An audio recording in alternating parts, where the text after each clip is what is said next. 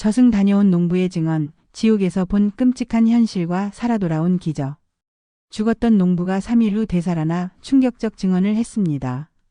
저승에서 직접 본 지옥의 참혹한 현실과 염라대왕 앞에서 벌어진 일, 그리고 기적적으로 이승으로 돌아온 놀라운 사연을 공개합니다. 500년 전 조선 성종 때 실제 기록된 믿기 어려운 실화입니다. 평범한 농부의 갑작스런 죽음과 저승사자와의 첫 만남. 때는 조선 성종 15년, 지금으로부터 약 500년 전의 일입니다. 한양에서 멀지 않은 경기도의 어느 작은 마을에 김씨 성을 가진 평범한 농부가 살고 있었습니다.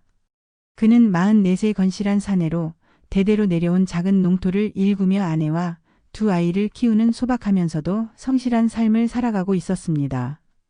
이 농부는 마을에서도 손꼽히는 착한 사람으로 통했습니다. 가난한 이웃이 있으면 자신의 쌀이라도 나누어 주었고 어려운 일이 있으면 앞장서서 도왔으며 부모님께는 지극정성으로 효도했습니다. 비록 가진 것은 많지 않았지만 마음만큼은 넉넉한 사람이었지요.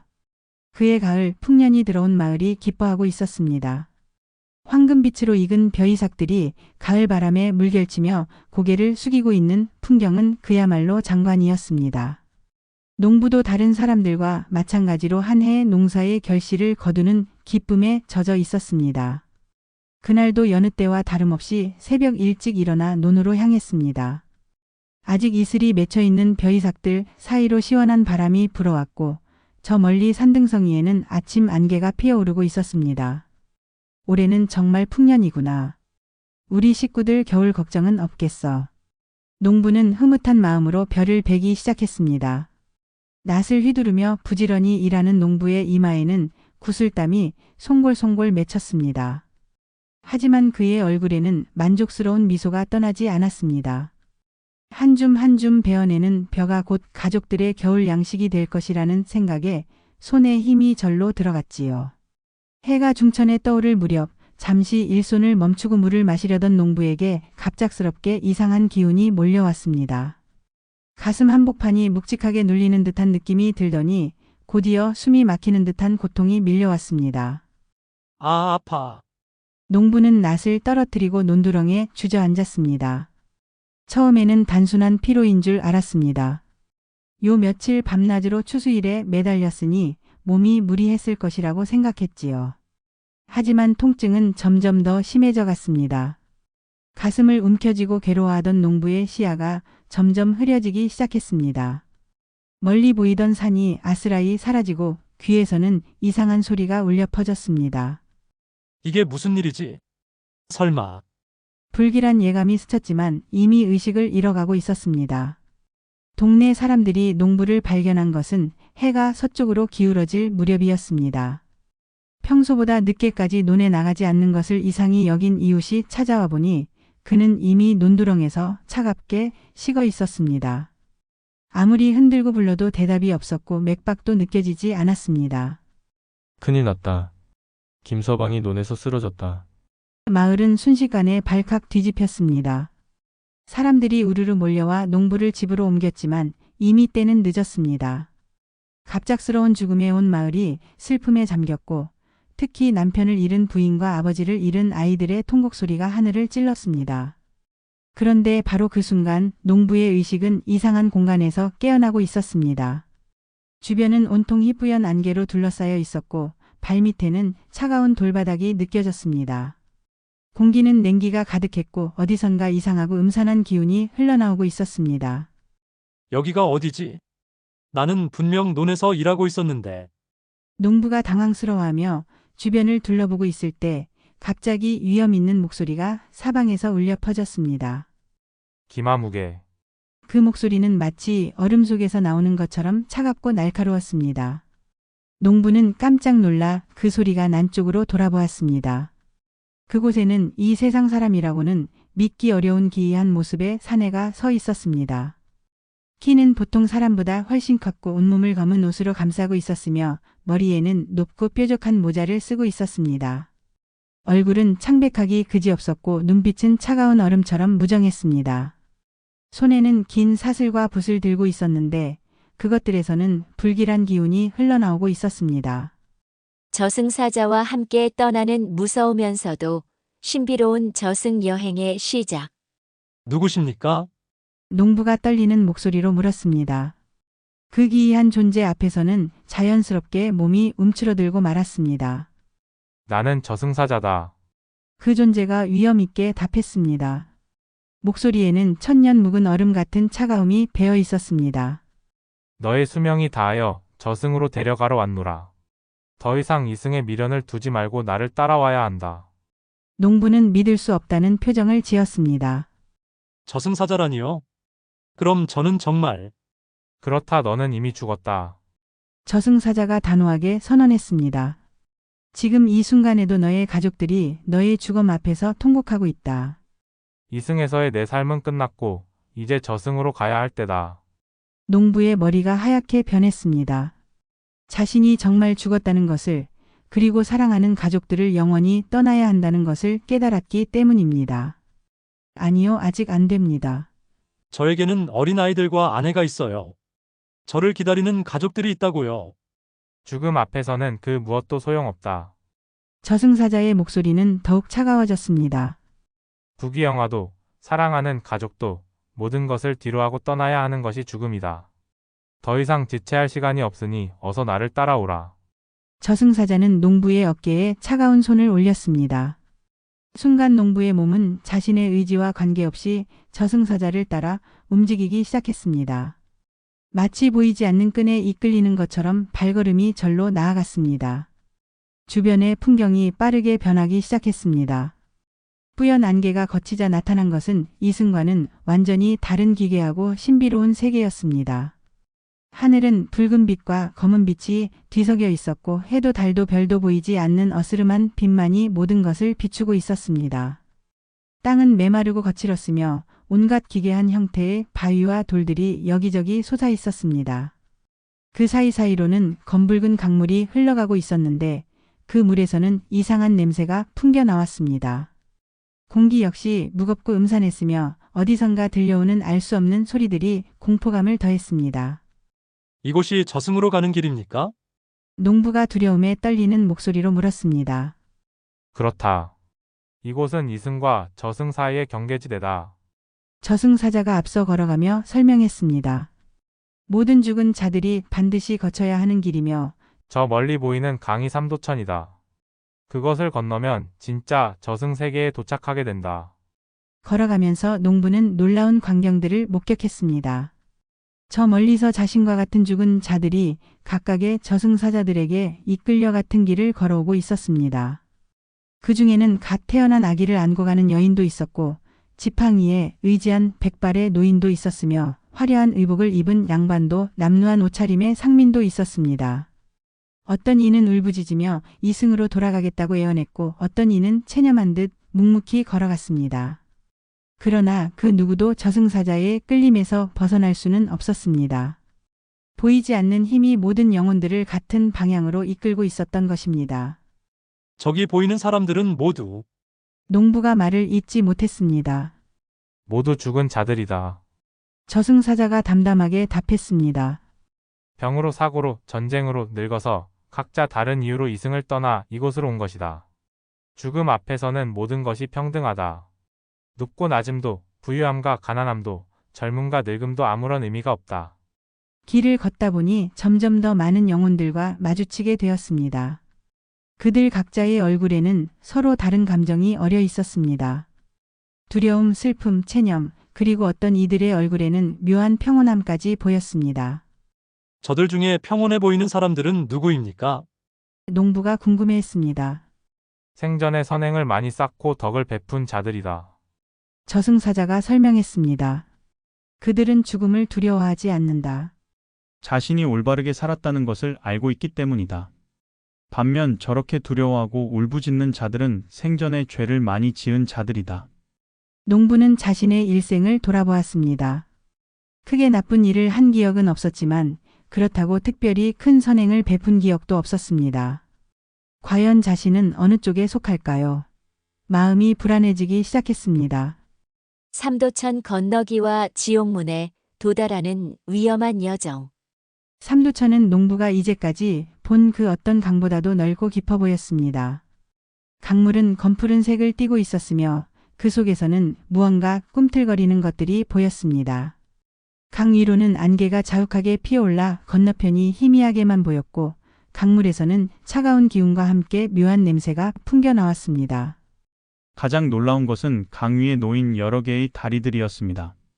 저마다 모양과 재질이 달랐는데 어떤 다리는 순금으로 만들어져 찬란하게 빛났고 어떤 다리는 은으로 치장되어 달빛처럼 은은하게 반짝이었습니다.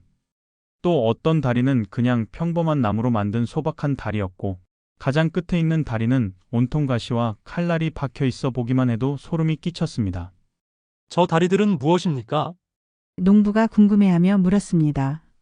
생전의 행실에 따라 건너는 다리가 정해진다.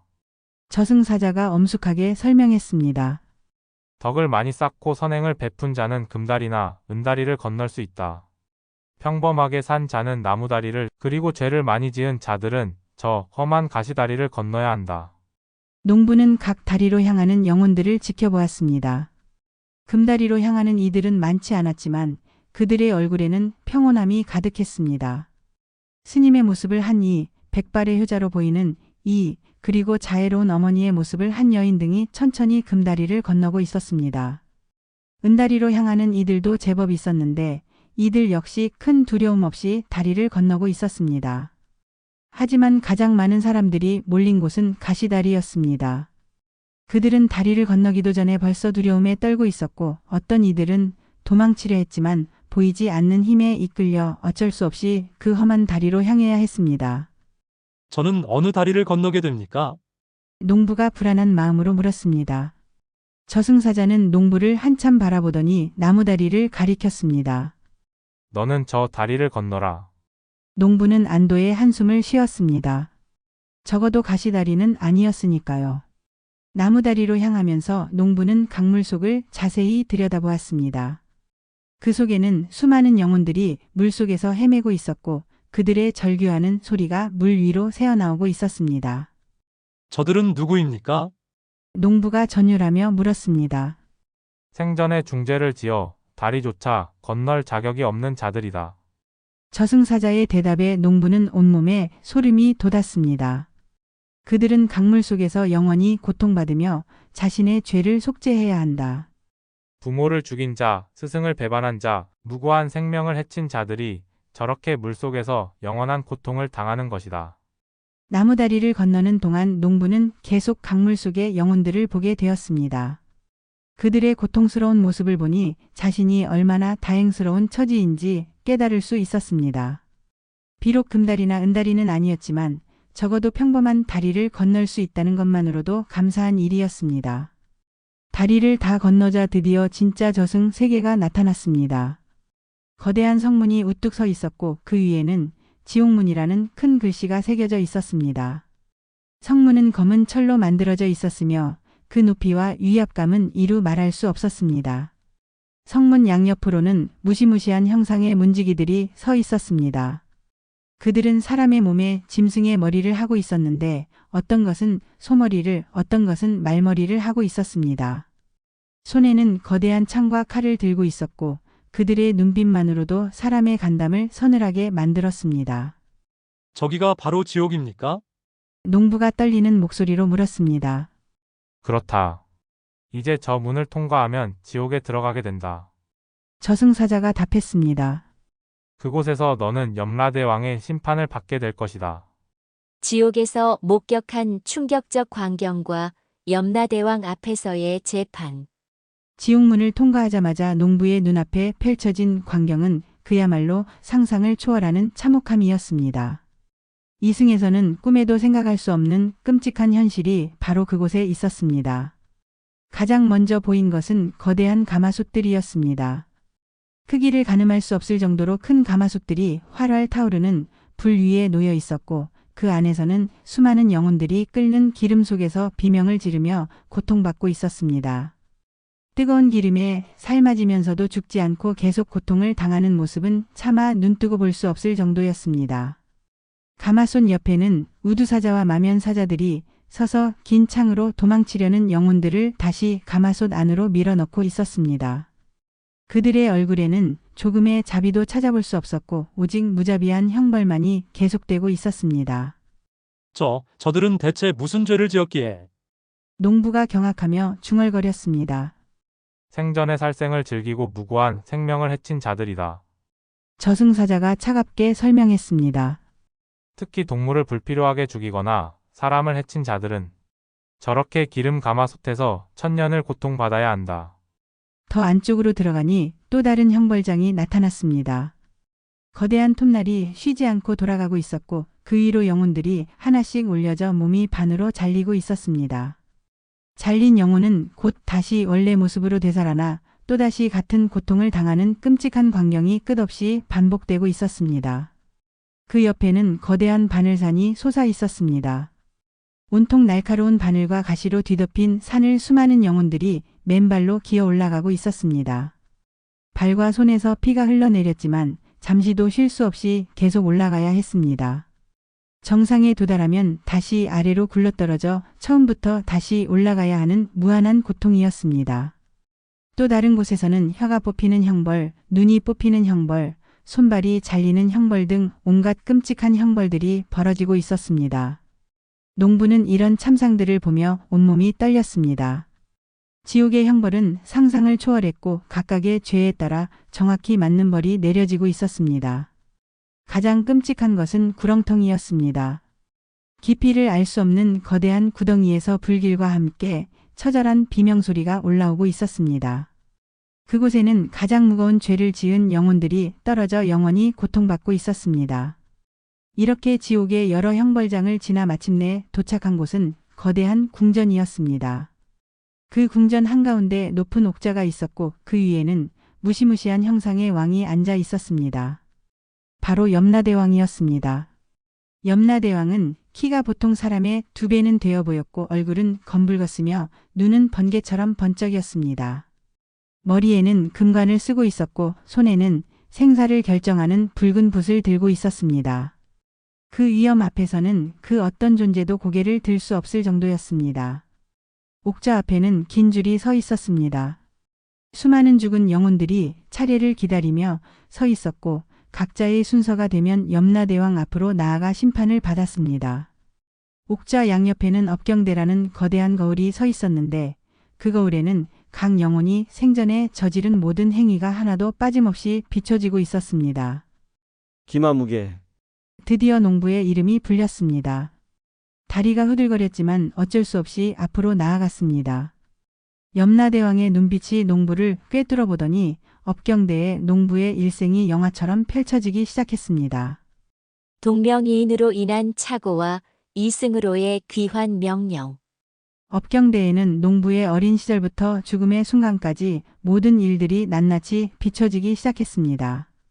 어린 시절 병든 어머니를 정성껏 간병하던 모습, 성실하게 농사를 지으며 가족을 부양하던 모습, 어려운 이웃에게 쌀을 나눠주던 선한 행동들이 차례로 나타났습니다. 하지만 동시에 화가 나서 욕설을 내뱉었던 일, 남의 것을 탐냈던 마음, 작은 거짓말들도 함께 드러났습니다. 염라대왕은 업경대의 모든 장면을 찬찬히 살펴보았습니다. 농부의 선행과 악행이 저울에 올려지는 것처럼 하나하나 심판받고 있었습니다. 농부는 자신의 일생이 이렇게 낱낱이 드러나는 것을 보며 부끄러움과 두려움을 동시에 느꼈습니다. 그때 염라대왕 옆에 서 있던 판관이 두꺼운 장부를 펼치더니 무언가를 확인하기 시작했습니다. 한참을 들여다보던 판관의 얼굴에 당황스러운 표정이 스쳤습니다. 뭔가 이상한 일이 벌어진 것 같았습니다. 대왕님, 이상한 일이 일어났습니다.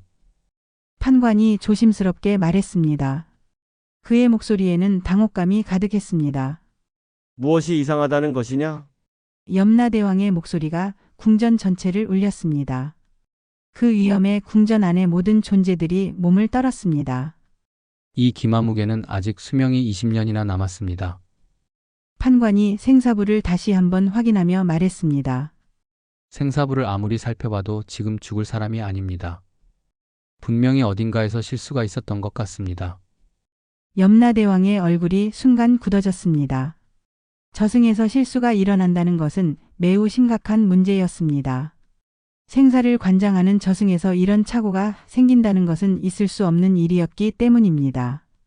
염라대왕은 다시 한번 생사부를 자세히 살펴보더니 마침내 진실을 깨달았습니다. 그의 얼굴에 미묘한 표정이 스쳤습니다. 이런, 잘못 데려온 것이로구나. 염라대왕이 크게 한숨을 쉬었습니다. 이 기마무개가 아니라 같은 마을에 사는 다른 기마무개를 데려와야 했던 것이다. 저승사자들이 동명이인을 착각한 것이로구나. 농부는 이 말을 듣고 깜짝 놀랐습니다. 자신과 같은 이름을 가진 사람이 마을에 한 명 더 있다는 것을 문득 떠올렸습니다. 그는 마을 건너편에 사는 악한 성품의 김씨로 늘 술에 취해 아내를 때리고 도박에 빠져 가산을 탕진하며 온갖 악행을 일삼던 자였습니다. 그렇다면 저는 농부가 희망에 찬 목소리로 물었습니다. 그렇다. 너는 아직 죽을 때가 아니다. 염라대왕이 엄숙하게 선언했습니다. 하지만 내가 이미 저승까지 와서 이 모든 것을 보았으니 그냥 돌려보낼 수는 없다. 이것도 어떤 인연이라 할 수 있다. 염라대왕은 옥좌에서 일어나 농부에게 다가왔습니다. 그 위험 앞에서 농부는 자연스럽게 땅에 엎드렸습니다. 너는 이승으로 돌아가서 사람들에게 저승의 실상을 알려야 한다. 염라대왕의 목소리가 더욱 엄숙해졌습니다. 너는 지옥의 참혹한 형벌들을 직접 보았다. 악행을 저지르면 어떤 고통이 기다리는지 똑똑히 보았을 것이다. 또한 선행을 쌓으면 어떤 복이 따르는지도 알았을 것이다. 농부는 감격하여 더욱 깊이 절했습니다. 대왕님의 은혜를 평생 잊지 않겠습니다. 반드시 사람들에게 저승의 실상을 알려 모두가 선한 길로 나아가도록 하겠습니다. 좋다 하지만 명심하여라. 염라대왕의 목소리가 더욱 엄중해졌습니다. 너는 이 경험을 통해 큰 깨달음을 얻었지만 내가 돌아간 후에도 마음을 바르게 가져야 한다. 만약 내가 이 은혜를 잊고 다시 악한 길로 빠진다면 그때는 정말로 가혹한 형벌이 기다릴 것이다. 저승에서 이승으로 돌아오는 과정과 3일 만에 부활. 염라대왕은 옆에 서 있던 저승사자에게 명령했습니다. 이 사람을 다시 이승으로 데려가라. 그리고 진짜 기마무개를 데려오도록 하여라. 더 이상의 실수는 용납하지 않겠다. 예, 대왕님. 저승사자가 깊숙이 절을 했습니다. 농부는 염라대왕에게 다시 한번 깊이 절을 올린 후 저승사자를 따라 궁전을 나섰습니다. 나가는 길에 다시 한번 지옥의 참상들을 보게 되었는데 이번에는 처음 봤을 때와는 다른 마음이었습니다. 두려움보다는 깊은 깨달음이 마음속에 자리 잡았습니다. 왔던 길을 거슬러 올라가며 농부는 마음속으로 다짐했습니다. 아, 이런 끔찍한 고통을 당하지 않으려면 이승에서 바르게 살아야 하는구나. 그리고 선행을 쌓으면 저런 고통 대신 복락을 누릴 수 있겠구나. 삼도천을 다시 건너고 저승과 이승 사이의 경계지대를 지나면서 농부는 계속 생각했습니다. 자신이 본 모든 것들을 어떻게 사람들에게 전할 것인지, 어떻게 하면 모든 사람들이 선한 길로 나아가도록 도울 수 있을지 말입니다. 기억하라. 저승사자가 작별 인사를 하며 말했습니다. 내가 본 것은 모두 진실이다. 사람들이 믿지 않더라도 포기하지 말고 계속 전하여라. 그것이 너에게 주어진 사명이다. 예, 명심하겠습니다. 농부가 마지막으로 답했습니다. 그리고 다시 깊은 어둠이 그를 감쌌습니다. 의식이 점점 흐려지더니 완전히 사라져버렸습니다. 한편 이승에서는 농부의 시신이 놓여있던 방에서 기적이 일어나고 있었습니다. 죽은 지 3일째 되는 새벽 통곡하며 밤을 지새운 가족들 앞에서 차가웠던 농부의 몸에서 갑자기 온기가 돌기 시작한 것입니다. 이게 무슨... 부인이 남편의 손을 만져보니 분명히 따뜻한 기운이 감돌고 있었습니다. 놀란 부인이 남편의 가슴에 귀를 대어보니 희미하지만 심장박동 소리가 들려왔습니다. 살았어요.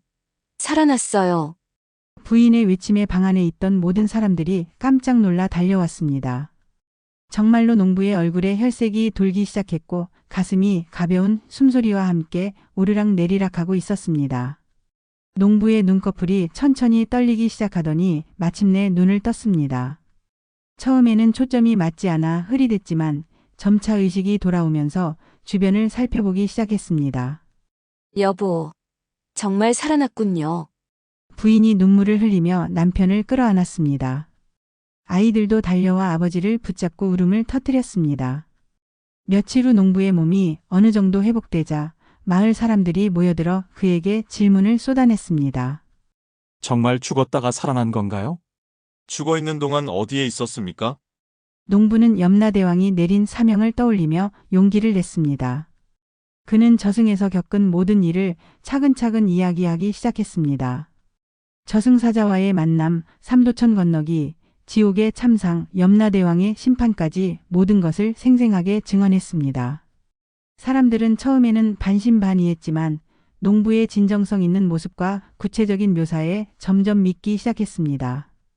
그의 이야기를 들은 많은 사람들이 자신의 삶을 되돌아보며 더욱 선량하게 살려고 노력하게 되었습니다. 조선 성종시대에 실제로 용제총화에 기록된 이 놀라운 이야기는 우리에게 깊은 교훈을 남겨줍니다.